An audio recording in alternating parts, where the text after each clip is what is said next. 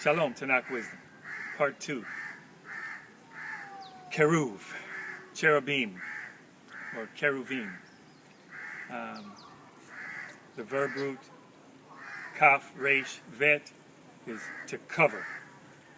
A vehicle of Yahweh's presence. Vehicle of Yahweh's presence. And a protecting cover.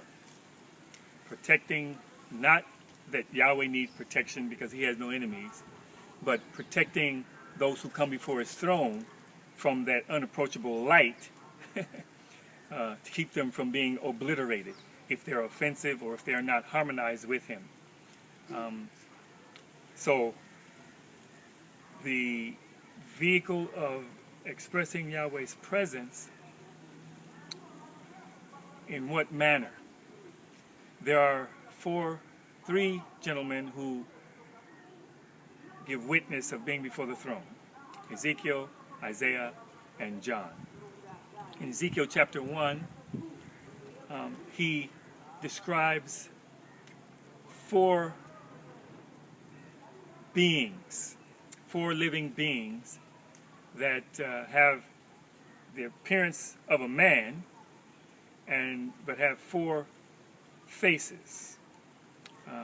It says the face of a lion, face of an ox, face of a man, and face of an eagle.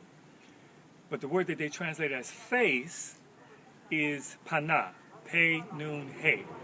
And the function of that verb is to turn to and focus upon. Turn to and give focus. Or to face, like I am before you, facing you. And also mood or expression.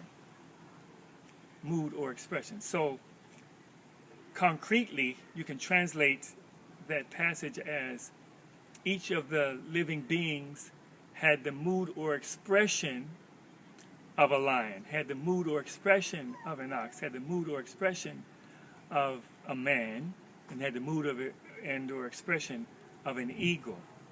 In John, he describes the throne in chapter 4, and chapter 4 he says each of the four living beings, one had the mood or expression, it said translation is face, had mood or expression of a cherub, in this case, of a lion, of a man, and of an eagle. Now, I can get into that another time, but the purpose is to chapter 5. It says there was a scroll that no one can open, and there was a lamb, as if it had been slain, that came of the cherubim, from the midst and of the cherubim. The lamb who was slain, we know, was Yeshua HaMashiach. In 1 Samuel chapter 4, and in 2 Samuel chapter 6, and in Psalms chapter 80, verse 1, and in Psalms chapter 99, verse 1, it talks about Yahweh Sabaoth, Yahweh, the leader of the armies, inhabiting the cherubim, inhabiting the keruvim, or being of the keruvim. Okay, so I know I'm giving you a lot, but you can handle it. You're made in his image, and we're being restored to his likeness.